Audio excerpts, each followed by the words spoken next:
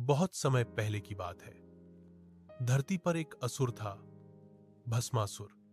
वह बहुत बलशाली था, पर उसका मन बुरे कर्मों की ओर झुक गया था। उसे यह घमंड था कि वह किसी से नहीं डरता। एक दिन उसने सोचा, अगर मुझे ऐसा वरदान मिल जाए कि मैं किसी को भी छूकर भस्म राख बना सकूं, तो मैं तीनों लोकों का राजा बन जाऊं। यह सोचकर वह कठोर तपस्या करने लगा। भस्मासुर ने भगवान शिव की आराधना की। वह कई वर्षों तक भूखा प्यासा रहकर तप करता रहा। उसकी तपस्या से त्रिलोक कांप उठा।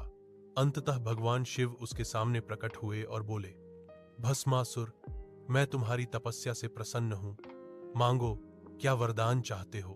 भस्मासुर ने झट से कहा, मुझे यह वरदान दीजिए कि जिसे मैं अपने हाथ से छू लूं, वह तुरंत भस्म हो जाए।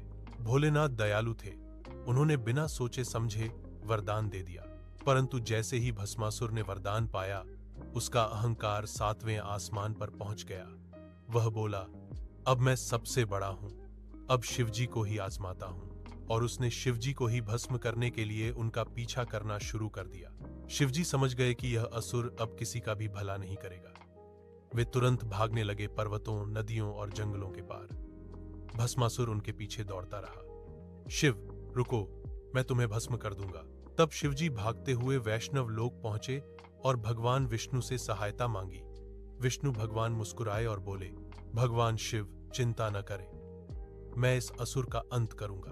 भगवान विष्णु ने एक अद्भुत रूप धारण किया, मोहिनी का रूप, जो संसार की सबसे सुंदर स्त्री मानी जाती है। मोहिनी ने भस्मासुर के सामने जाकर कहा, हे वीर असुर, आप इतने बलवान हैं, परंतु अगर आप सच में शक्तिशाली हैं तो मेर